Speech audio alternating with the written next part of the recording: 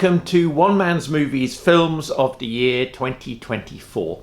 So it's been another terrific year at the movies. I've seen over 200 films during the year and spent over 15 and a half days of my life watching them. The quality has been such that putting this list together this year has been the hardest it has ever been. And I know I say that every year, but this year I really meant it. Even with 20 films in my top list this year, I'm gutted that I've had to leave out a whole swathe of great films.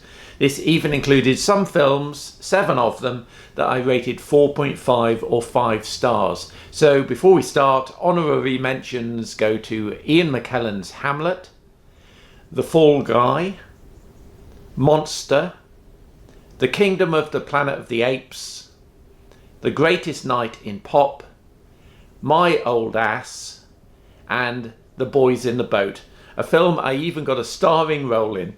Sorry, George. I've also specifically excluded any films which I saw at film festivals during 2024 unless they have already had their UK release. Even though there are some films that I've seen that I can already forecast are going to make my top 20 for 2025. You might also notice some films missing from my list that you might be expecting. For example, I was not a great fan of the Holocaust drama The Zone of Interest, which I know some critics loved. And although great films, you also won't find Anora, Emilia Perez or Heretic in my lists. So without further ado, here are the items in my 20 to number 11 slots, starting with number 20. Are you having a good time? I feel like we're forgetting like a lot of stuff. There's something weird going on. Something's making us forget. Where's Jess? Who's Jess? And at number 20, I have Blink Twice. This terrific little Me Too thriller, the directorial debut of Zoe Kravitz, was hugely entertaining, albeit at times somewhat uncomfortable watch. Naomi Aki and Adria Arjona really shone in the lead roles, and Channing Tatum, as the sort of Jeffrey Epstein of the piece, gave his best performance in years. It's only not higher rated in my top 20 because I wasn't very convinced by the ending. A ver, usted nos ve felices gracias a la puta mesita. ¿Usted cree que nos está aportando felicidad?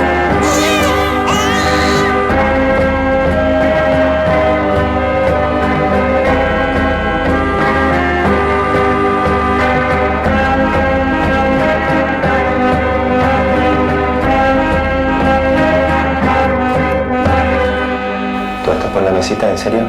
¿Qué está pasando, eh? At my number 19 slot, I have The Coffee Table. With Mary, Joseph and a little baby in the film, this must surely be a Christmas film. Actually, very much not so. This unique comedy horror story by Spanish director Kay Casas takes you on a horror journey like no other, mercilessly breaking taboos along the way. How can there be a horror film about a coffee table, I hear you asking? Does it turn into some devil-worshipping beast that goes and attacks the family? No, of course not. It's a coffee table. But when the horror comes, it is truly shocking. Far darker than any other horror movie that I've seen this year. It really is a once-seen, never-forgotten sort of film. I want you to be my coach. I want you to be my coach. How often does this happen? Going after the same girl? Come here. Which one of us?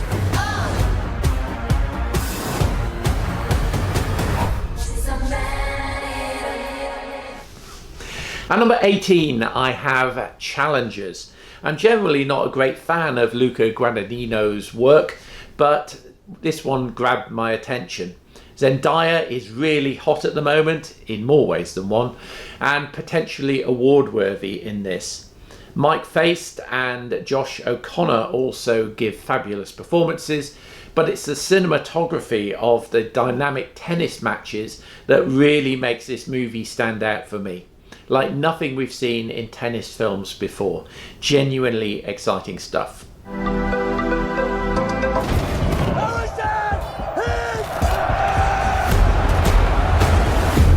The arena turned slaves into gladiators, the gladiators into free men. You have something in you. I knew it from the start. Did you now? Rage. That rage is your gift.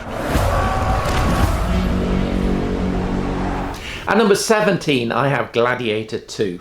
Ridley Scott's long-delayed sequel hasn't been everybody's cup of tea, but I really enjoyed it, including its space monkeys and the sharks, even though they didn't have Roman frickin' laser beams on their heads. I thought Paul Mescal and Pedro Pascal were fine, but Denzel Washington was really spectacular in his role as the manipulative Macrinus, and will probably be my pick for Best Supporting Actor at the Oscars.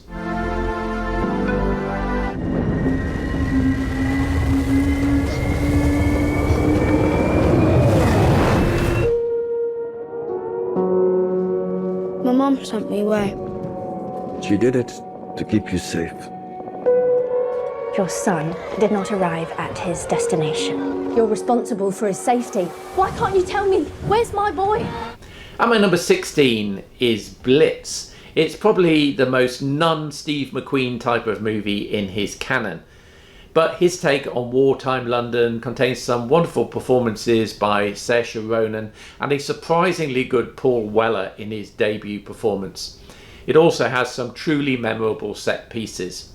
A Fagin type of subplot with Stephen Graham and Kathy Burke feels a little bit misjudged, but the scene it introduces, an attack on the Café Paris, is just brilliantly done. The thing you love most, it terrifies me. I can't imagine something happens to you.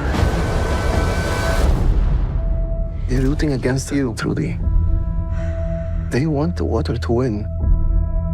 I came all this way. Might as well see England. And my number 15 is a Disney film, Young Woman and the Sea. I really wasn't expecting much from this, but both myself and the illustrious Mrs. Movie Man loved it. This is a film that the whole family can sit and enjoy together, and there are precious few of those around. It's based on a remarkable true story of one woman athlete's fight against the patriarchy in 1920s America. It stars Daisy Ridley, who is actually really very good in the lead role. Tell me, where did she come from? I shall. For it is a happy tale. I am Bella Baxter, and there is a world to enjoy, circumnavigate. It is the goal of all to progress, grow. A woman plotting her course to freedom.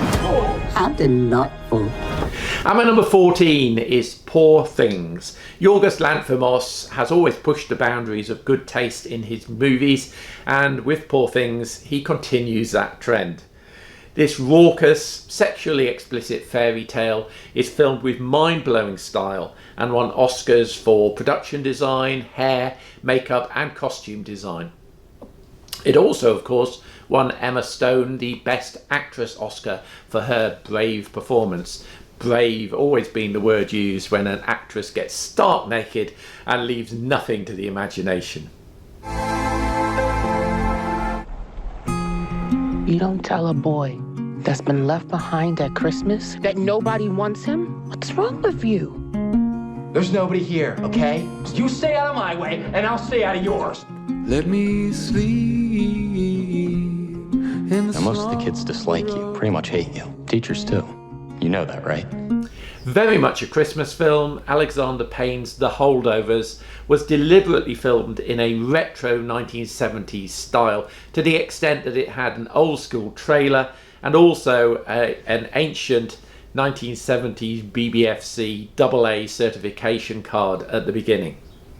There's a standout performance in the film from Paul Giamatti playing the jaded classics professor Paul Hunnam, and of course it won Divine Joy Randolph an Oscar for her supporting role as the recently bereaved matron. gàddaay ñoo bëgg a dem tukki Europe.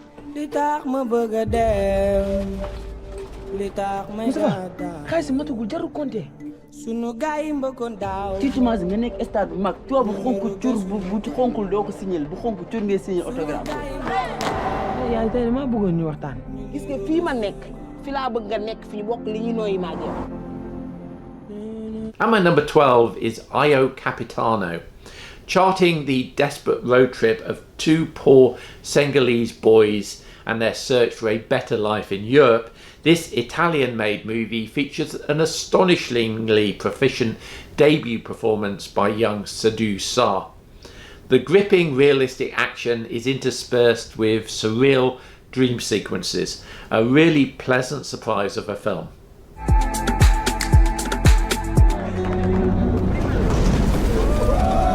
Por favor, abróchense cinturones.